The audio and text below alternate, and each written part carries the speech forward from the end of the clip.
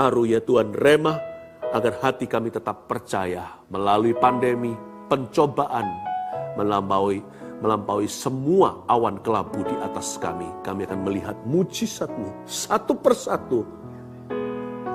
Tuhan tidak pernah kehabisan roti maupun ikan buat setiap keluarga dan individu. Ya Tuhan, bagikan your miracles today. Karena Engkau murah hati, bukan karena harus memberkati kami, tapi karena Engkau cinta kepada setiap orang yang berharap padamu. Dalam nama Yesus. Amin. Bagi Anda yang hari ini mengalami sesuatu, yang sakit juga, jangan putus asa ya. Ada firman penghiburan, makanya Injil namanya Good News atau kabar baik. Karena ada pengharapan dalam Tuhan. Saya mau bagikan satu firman berjudul Tetaplah Beriman. Ya, tetaplah beriman. Justru di masa-masa seperti ini loh, kita harus semakin beriman sama Tuhan. Ya kan? Iman itu semakin diperlukan di masa-masa genting, sulit, di masa-masa tidak menentu. Apalagi kalau sakit, apalagi yang menderita, yang merasakannya. Iman, jangan dilepaskan. Minta sama Tuhan karunia iman. Tetaplah beriman, Markus pasal yang ke-8 ayat 22-26. Cerita tentang Yesus menyembuhkan seorang buta di Betsaida.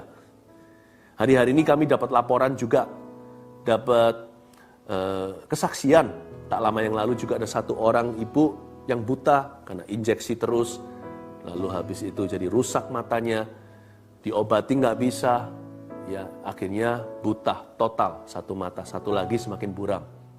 Tapi setelah live streaming, waktu itu ibadah hari Minggu gereja, saya khotbah, ya pesan pengembalaan, Tuhan sembuhkan. Tuhan sembuhkan bisa instan, bisa progresif, tapi namanya orang buta hidup dalam kegelapan pandangannya. Nggak bisa kembali karena sudah tidak bisa secara medis ditanggulangi. Tidak lama setelah itu, melihat secara jelas. Dapat mimpi lagi. Dalam mimpi itu dapat janji Tuhan. Dapat rema dari firman, lanjut mimpi, lanjut mujizat. Sekarang bisa melihat dengan terang. Sekarang kembali ke tetaplah beriman. Markus 8 ayat 22 saya bacakan. Kemudian tibalah Yesus dan murid-muridnya di Betsaida. Di situ orang membawa kepada Yesus seorang buta. Dan mereka memohon kepadanya supaya ia menjamah dia. Yesus memegang tangan orang buta itu dan membawa dia keluar kampung. Lalu ia meludahi mata orang itu dan meletakkan tangannya atasnya dan bertanya, "Sudahkah kau lihat sesuatu?" Kata Yesus. Orang itu menjawab, memandang ke depan lalu berkata, "Aku melihat orang. Sebab melihat mereka berjalan-jalan tapi tampaknya seperti pohon-pohon." Alias buram ya. Yesus meletakkan lagi tangannya pada mata orang itu, maka orang itu sungguh-sungguh melihat dan telah sembuh sehingga ia dapat melihat segala sesuatu dengan jelas. Sesudah itu Yesus menyuruh dia pulang ke rumahnya dan berkata, "Jangan masuk ke kampung." Ada sebuah peringatan. Tetaplah beriman. Ambil catatan. Oke, di HP-nya juga bisa. Yesus menyembuhkan seorang buta di Betsaida. Kemudian tibalah Yesus dan murid-muridnya di Betsaida. Di situ orang membawa kepada Yesus seorang buta dan mereka memohon kepadanya supaya ia menjamah dia. Jadi dari zaman dulu itu orang-orang cari pendeta. Tapi kali ini yang mereka cari adalah Tuhan langsung tentunya. Tapi Tuhan hadir secara fisik dalam tubuh jasmani. Wah, saya bisa bayangkan itu orang-orang berebut. Semua orang ingin menjamah dia seperti perempuan yang pendarahan 12 tahun itu. Semua berdesak-desak di sebelah kanan dan kirinya. Dan semua berebut untuk bisa undang Yesus ke rumahnya. Seperti Sakeus kan dikunjungi oleh Tuhan. Nah, pada saat itu mereka ada satu permintaan yang sangat-sangat spesifik. Khususnya untuk orang buta di Betsaida, mereka memohon supaya Yesus menjamah dia. Atau lebih tepatnya, si buta ini loh. Dia merengek-rengek. Dan dia minta, "Tuhan, please jamah aku dong. Please touch me." Yesus jamah dia atau enggak? Kita lihat ayat 23. Yesus memegang tangan orang buta itu dan membawa dia keluar kampung. Waktu Yesus memegang tangan orang buta itu, kan dia sudah jamah. Kan sesuai dengan permintaan si buta itu dan orang-orang sekelilingnya. "Please touch me." Yesus gak jamahnya begini loh. letakkan di tangannya di atas kepala seperti pendeta penumbangan tangan. Apa yang kita minta kadang-kadang kita sendiri kurang jelas dan kita tidak mengerti. Manusia itu punya ekspektasi dan cara mereka itu kuno. Allah tidak bisa dibatasi. Mau nggak mau, kita semuanya itu terbiasa dengan tradisi. Tumpang tangan harus begini. Jadi dia minta supaya Yesus menjamah dia. Yesus sudah jamah dia belum menyadarinya. Tapi Yesus memegang tangannya, bukan taruh di kepalanya. Lalu Yesus membawa dia keluar kampung. Entah kenapa, kalau Anda tanya sama saya, mengapa Yesus membawa dia keluar kota? Nggak tahu. Mungkin Yesus jauhkan dari orang-orang yang kepo rohani. Yang mau lihat show gitu, seperti sebuah performance atau sebuah pertunjukan. Yesus mau beracara pribadi dengan si sakit supaya dia sembuh. Sama dengan sekarang, Yesus mau beracara denganmu. Yesus bawa keluar kampung. Nah, pertanyaan saya kepada Anda sekarang, Anda bisa jawab di rumah. Waktu Yesus pegang tangannya kan sudah jamah. Sembuh nggak? Melihat nggak? Ternyata belum. Tapi untungnya si buta ini tidak lepaskan imannya. Ya kan? Jadi manusia itu jangan sampai terpatok dengan pikirannya. Percayalah kepada Tuhan, jangan bersandar pada pengertian sendiri. Anda ingat cerita Naaman.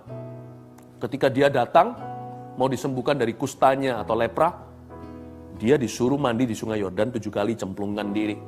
Oleh Elisa, tersinggung ini si jenderal besar. Dia berkata, emangnya di negeri saya nggak ada kali atau sungai yang lebih bersih? Ya kan? Dia berkata, harusnya hamba Tuhan tuh keluar dong, si Nabi Israel itu. Lalu gimanalah, simsalabim dan sebagainya. Letakkan tangannya, goyang-goyangkan sekeliling badan saya, sembuhkan saya, kenapa saya disuruh mandi di sungai Yordan? Tuhan ingin kita menciptakan satu point of contact dengan dia. Tapi hati-hati, cara Tuhan seringkali bukan seperti yang kita harapkan. Nah, karena itu sekarang kita pelajari prinsipnya dari cerita orang buta ini disembuhkan. Dia minta dijamah, Yesus sudah pegang dia, bawa dia keluar kampung. Belum terjadi sesuatu. Tetaplah beriman, satu. Ketika Yesus jamah dan belum terjadi apa-apa. Tulis itu. Satu, tetaplah beriman ketika Yesus jamah dan tidak terjadi sesuatu. Gimana kalau Tuhan sudah jamah saya dan tidak terjadi apa-apa? Apakah saya kecewa? Manusia itu banyak yang WO sebelum mencoba. Loh, iman itu perlu tekun. Iman itu juga harus berusaha. Tapi usaha iman bukan usaha kedagingan. Usaha iman adalah mempertahankan percaya. Ketika Yesus jamah Anda tidak terjadi apa-apa, jangan kecewa, jangan putus asa, tetaplah berdoa. Bukankah ada ayatnya di Perjanjian Baru? Keep praying. Itu artinya tetaplah berdoa, teruskan perjuangan. Bukannya iman itu justru dibutuhkan ketika belum terjadi apa-apa.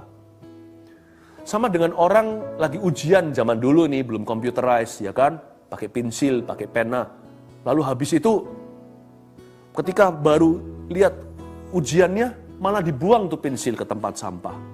Nanti kita nulis pakai apa? Menjawab ABC, lingkari pakai apa? Justru ketika ujian, ketika iman itu diuji, iman itu dibutuhkan. Saya ulang, ketika ujian itu justru pensil jangan dibuang ke tong sampah. Justru ketika iman diuji, iman itu diperlukan. Nah, waktu iman digoyang, iman harus disengaja. Kebanyakan orang salah, dia beriman, belum terjadi sesuatu, imannya diuji, malah dia lepaskan imannya dengan kecewa, putus asa, lalu berhenti berdoa, lalu berkata, udahlah nggak usah gini-gini, nggak percaya saya akan mujizat-mujizat itu. Belum terjadi itu satu hal. Lepaskan percaya itu hal lain. Belum terjadi, itu pemilihan Tuhan. Entah kenapa dalam kedaulatan Allah belum memberikan mujizat. Melepaskan percaya, itu pemilihan kita. Pilihlah percaya. Apapun pilihan Tuhan sekarang, pilihlah percaya. Kalau perlu percaya tanpa melihat. Karena iman tidak pernah salah. Ragu dan bimbang, itu kesalahan. Saya mending mati dalam iman saya tanpa mendapatkan janji Tuhan digenapi. Daripada saya mati dalam keangkuhan saya dan kehilangan hubungan saya dengan Tuhan. Sebab tanpa iman, seseorang tidak bisa menyenangkan hati Tuhan.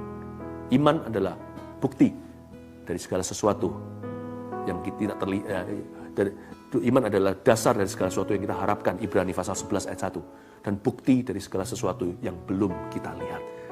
Tetaplah beriman, satu, ketika Yesus jamah dan tidak terjadi apa-apa. Kedua, tetaplah beriman ketika kemajuan terjadi namun tidak seberapa. Nah, kita lihat sekarang ayat yang ke-23b. Setelah dari kata Yesus membawa dia keluar kampung, lanjutnya lalu ia meludahi mata orang itu. Yesus meludahi mata orang itu. Don't try this at home ya. Only Tuhan, hanya Tuhan yang boleh lakukan itu. Ya, karena Tuhan ingin memberi contoh, ingatkan bahwa siapa pencipta. Karena manusia terbuat dari debu dan tanah, pastilah Tuhan pencipta kita itu mengaduk, menjadikan kita. Jadi Tuhan yang tahu onderdilnya manusia. Dia meludah, itu bukan menghina. Dia meludahi seperti ini, untuk mengingatkan bahwa dari mulut Yesuslah dunia diciptakan. Dari debu tanah, dari tanah liat, daging dan darah kita. Dan dia meletakkan tangannya atasnya dan bertanya, ini Yesus tanya begini, sudahkah kau lihat sesuatu? Have you seen anything? Orang itu memandang ke depan lalu berkata, aku melihat orang. Wah, semua orang udah terkejut di kiri kanan, semuanya pada memperhatikan. Wow, orang yang buta dari lahir ini, atau buta total, sekarang melihat. Tapi kalimat berikutnya mengecewakan. Aku melihat orang, sebab melihat mereka, kata sebab itu sama dengan tetapi. Aku melihat orang, tapi mereka nampak seperti pohon-pohon saja. Alias samar-samar, buram, masih katarakan. Ini yang saya sebut tadi di poin kedua, tetaplah beriman ketika kemajuan terjadi namun tidak seberapa. Jangan remehkan small progress. Seringkali kalau kita ini all or nothing, maunya itu semua atau enggak sama sekali. Kalau enggak terjadi mujizat, kita kecewa. Maunya mujizat itu yang langsung sensasional dan dahsyat. Ada sih, ada banyak cerita seperti itu. Jangankan hanya kesembuhan, mujizat penciptaan juga. Bahkan juga tidak sedikit di dunia ini kesaksian tentang orang-orang yang dibangkitkan dari kematian. Yesus kebangkitan bukan? Nah itu dia. Tapi ketika kemajuan itu masih sedikit, please jangan anggap itu kebetulan. Oh it's just pure luck. Atau memang badannya sih meresponi medicine atau obat-obatan. Memangnya tubuhnya memang membaik sih. Itu bukan mujizat. Jangan cepat-cepat menyebut sesuatu itu mujizat. Tapi kemajuan harus dirayakan. Please celebrate every mileage. Kalau kita terjadi satu perubahan sedikit gitu, janganlah anggap itu kebetulan, tapi berilah kemuliaan pada Tuhan. 5.000 orang makan, mulai dari 5 roti 2 ikan. Di tangannya murid-murid, semuanya ngomel dan berkata, ini memangnya bisa ngasih makan perut salah satu dari kami aja. Ini gak bisa isi. Di tangan Yesus, dia bisa syukuri the little that he had. Dan dia berkata, Bapak, sebentar lagi aku akan lipat gandakan. Lipat gandakanlah. Luar biasa. Setiap kemajuan sedikit, baik itu kesehatan atau pekerjaan, bisnis Anda atau family, keluarga, tiba-tiba orang yang kita kasih yang selama ini menentang Tuhan, mulai mau ikut IG Live. Meskipun waktu ikut juga setengahnya kayak menunjukkan nggak butuh atau nggak memperhatikan, masih ada urusan sendiri, masih makan, tapi nguping sedikit-sedikit. Jangan berkata, Tuhan kenapa engkau nggak seperti Paulus aja bersinar terang, langsung dia melihat Kristus, mendengar suaramu secara audible. Tapi kalau hari ini orang tersebut mulai membuka hati meskipun sedikit-sedikit, berkata thank you Lord, it's an answered prayer. Jawaban doa dengan J huruf kecil. Rayakan, celebrate. Tetaplah beriman ketika kemajuan terjadi namun tidak seberapa. Terakhir, tetaplah beriman, kita lanjutkan ayat. Ayat 25, Yesus meletakkan lagi tangannya pada mata orang itu. Terjadi sesuatu yang progresif. Ini juga instan dan progresif. Mana bisa orang buta tiba-tiba lihat samar-samar. Untuk dia bisa lihat cahaya, lihat wujud aja sekalipun hanya buram, itu sudah luar biasa. Itu sudah mujizat. Tapi belum sempurna. Mungkin ayat cerita ini ya disengaja, bukan karena Yesus kurang kuasa. Tapi ini adalah cookie on the lower shelf. Ini adalah kue di lemari yang paling rendah. Anak kecil pun bisa menggapainya.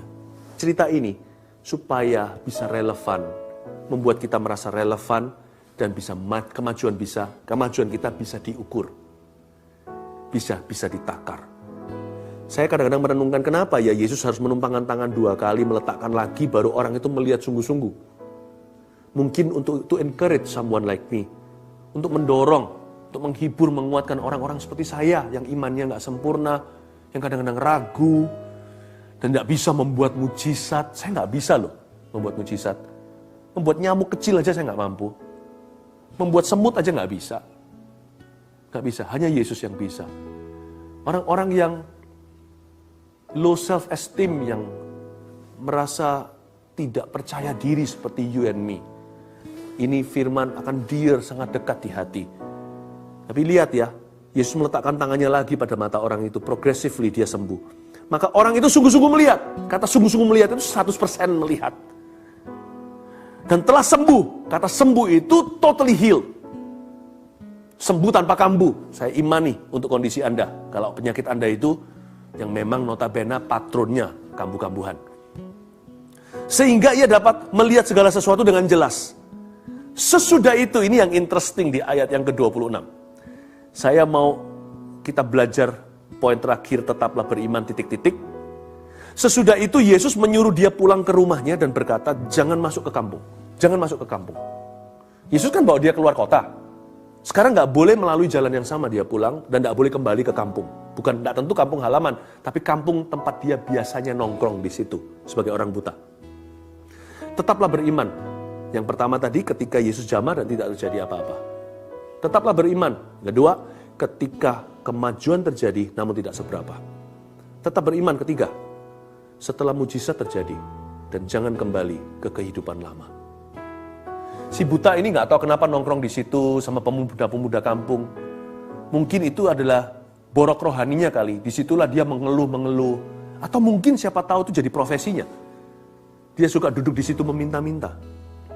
Apapun itu juga, banyak orang itu begini, seperti 10 orang kusta, 9 nggak kembali. Ketika disembuhkan Tuhan, mereka kembali ke kehidupan lama. Nah, percayalah, Tuhan tidak sembuhkan Anda karena Anda layak. Banyak orang merasa, aku kalau holy baru disembuhkan sama Tuhan Yesus. Enggak sih. Banyak cerita di Alkitab, setelah disembuhkan mereka murtad. Tapi kenapa Tuhan sembuhkan? Ya karena dia Yehova Rafa. Kenapa saya bicara bahasa Indonesia? Karena saya orang Indonesia. Kenapa Tuhan menyembuhkan? Karena Tuhan adalah Allah sang penyembuh. Kenapa Tuhan memberi mujizat? Karena itu pekerjaannya sehari-hari. Bapakku bekerja di siang hari, menunggu malam nanti dia berhenti, sekarang waktunya menerima kasih karunia.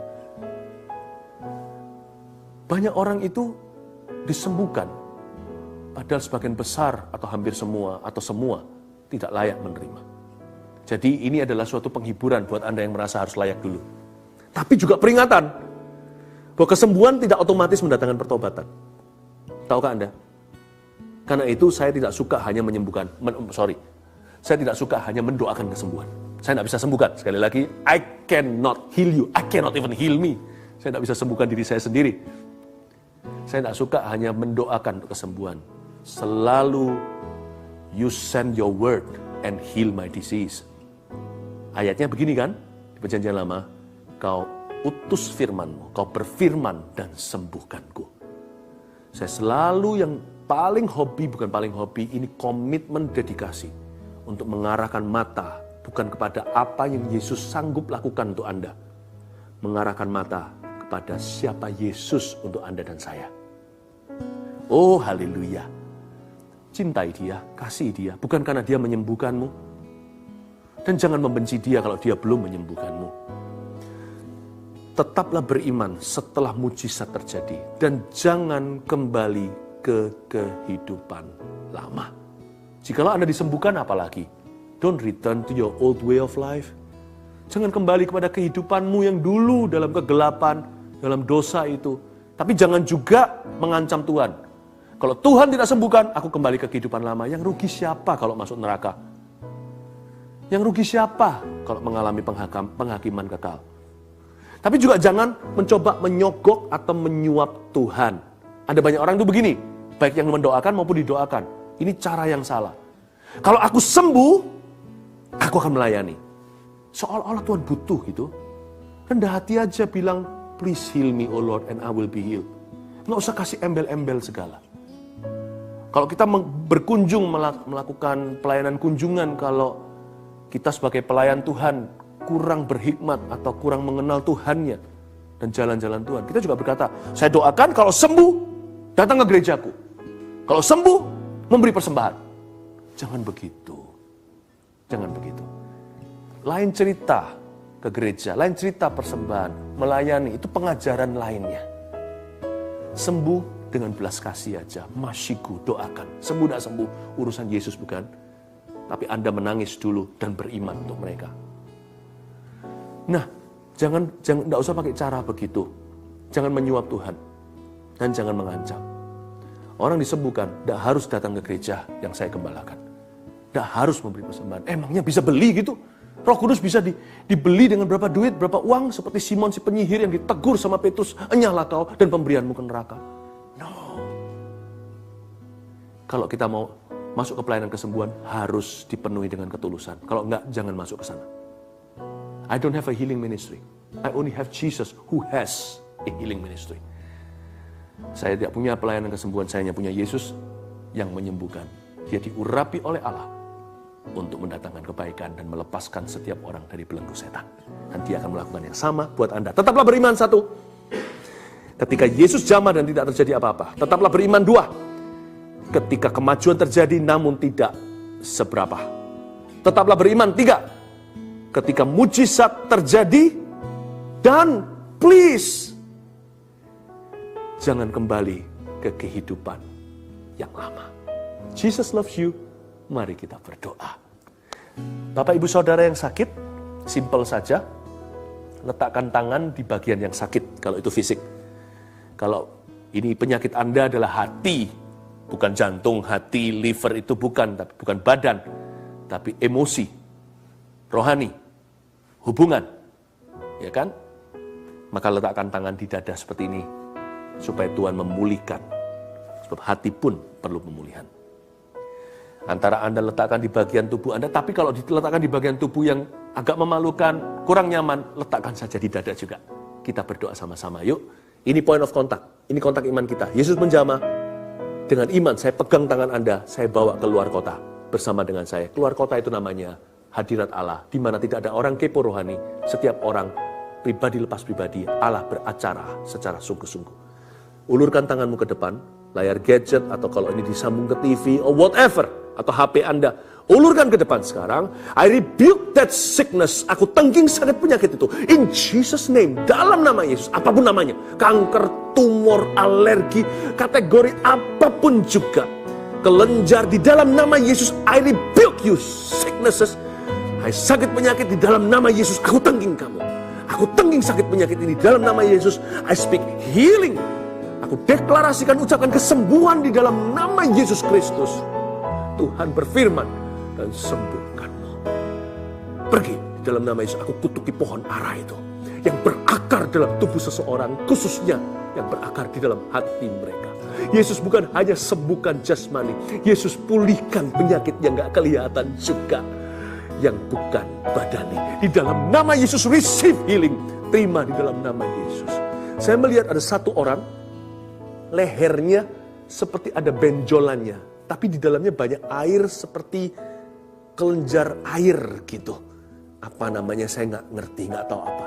Tapi Anda mengalami masalah serius di situ. Seperti orang kalau saya kecil lihat teman saya gondokan gitu. Tapi ini bukan itu. Tapi dari something, ada sesuatu disfungsi, ada suatu kesalahan, ada suatu disease, penyakit di situ. Saya melihat tiba-tiba kempis sekarang di dalam nama Yesus. Mulai kempis. Anda bakal bisa merasakan sesuatu goyang dan bergerak. Mulai kempis. In Jesus name, I rebuke that. Aku tangking itu di dalam nama Yesus Kristus. Jangan turunkan tangannya, tetap diulurkan.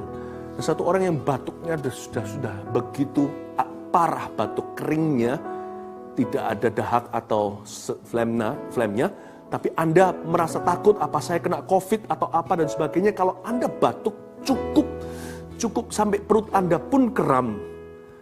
Dan Anda kalau batuk pernah juga sampai muntah, sampai tumpah karena saking hebohnya batuknya. Dan Anda tidak bisa hentikan, sekali batuk itu seperti serangan. Di dalam nama Yesus mulai sekarang tidak akan kambuh. Detik ini juga, dengan iman, aku mute-kan batuk itu dari tenggorokan paru-parunya di dalam nama Yesus. God is touching. Tuhan menjamah paru-paru. Di dalam nama Yesus aku tengking TBC. Di dalam nama Yesus. Dan Tuhan, jikalau ada yang menyaksikan ini juga, ya Tuhan, penderita COVID-19, Corona. Oh Tuhan Yesus, aku tengking yang satu ini juga. In Jesus' name.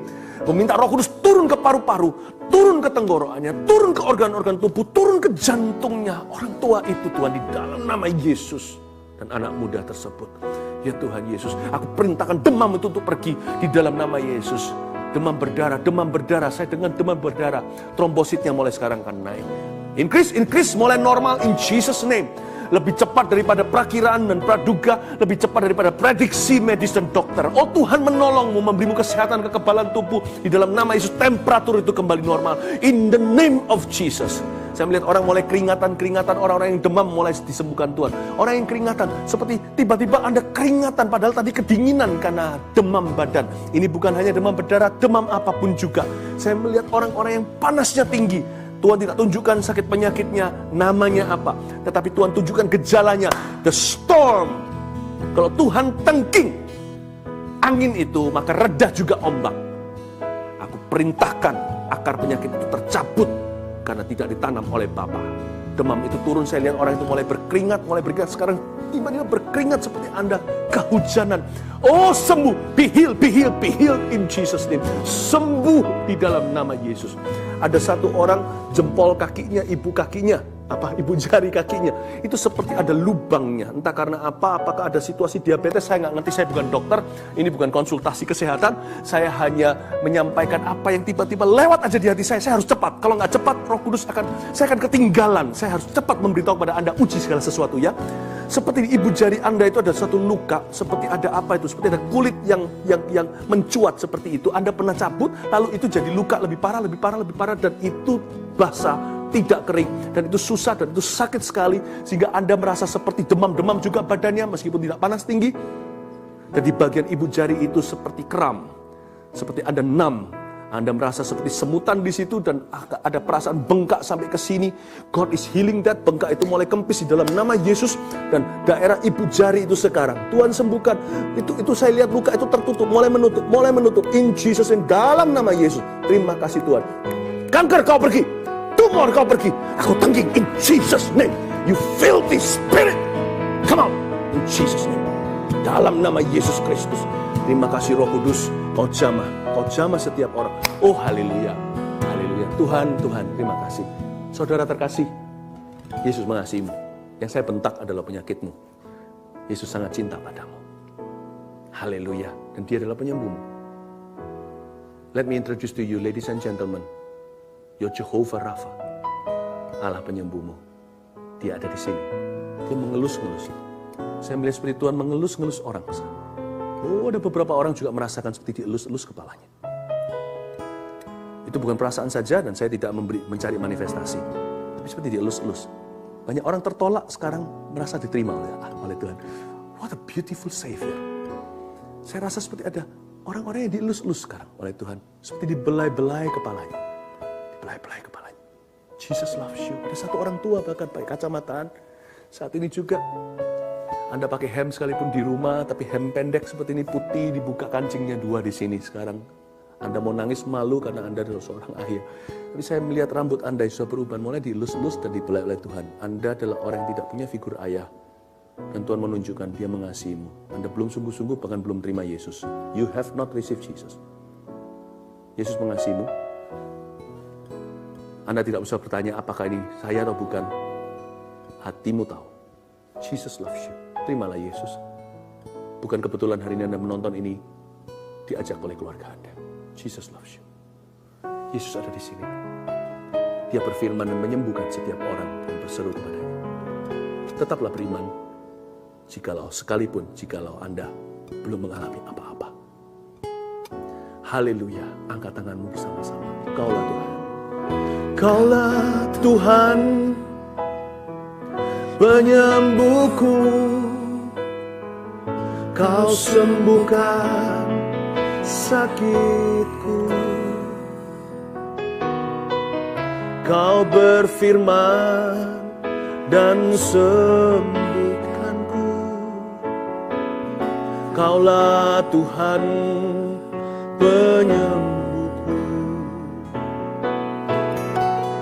Kaulah Tuhan penyembuhku. Kau sembuhkan hatiku. Kau berfirman dan sembuhkanku. Engkau Tuhan penyembuhku. You are the Lord that healeth me. You are the Lord that healeth me. You are the Lord my healer. You send your word and heal my disease.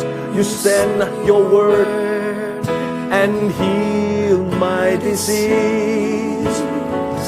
You are the Lord my healer. You are the Lord that healeth me. You are the Lord that healeth me. You are the Lord my healer. You sent your word and heal my disease. You are the Lord my healer. Katakan padanya, Kaulah Tuhan penyembuhku. Kaulah Tuhan penyembuhku. Kau sembuhkan sakitku. Kau berfirman dan sembuhkanku. Engkau Tuhan penyembuhku. I am the Lord, Jesus is saying, that healeth thee. Yesus berkata begini, I am the Lord, your healer. Dengarkan suara Kristus. I send my word and I heal your disease. I am the Lord, your healer. Angkat kedua tangannya, katakan, Kaulah Tuhan. Kaulah Tuhan penyembuhku. Kau sembuhkan sakitku. Kau berfirman dan sembuhkanku. Kaulah Tuhan penyembuhku. Ya Tuhan, ku percaya. Kita tutup dengan deklarasi iman ini bersama-sama. Aku percaya. Tetaplah beriman. Lewati lembah air mata, aku percaya. Firman-Mu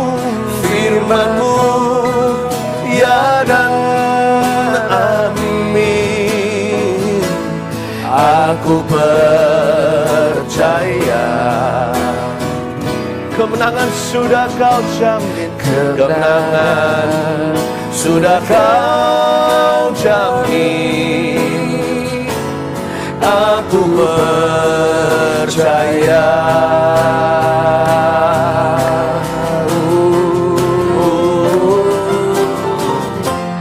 Ya Tuhan, ku percaya. Aku percaya. Lewati lembah air mata, aku percaya. Firman-Mu ya dan amin. Aku percaya. percaya. Kemenangan sudah kau jamin. Aku percaya. Saya amini dalam kondisi dan hidup Anda. Firman-Mu ya dan amin. Aku percaya. Aku percaya. Kemenangan sudah kau jamin. Kemenangan sudah kau jamin. Aku percaya. Kemenangan sudah kau jamin. Kemenangan sudah kau jamin. Aku percaya. Kemenangan sudah kau jamin.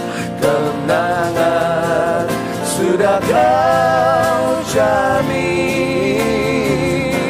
Aku percaya. Kita akan berdoa ya. Kita tutup dulu.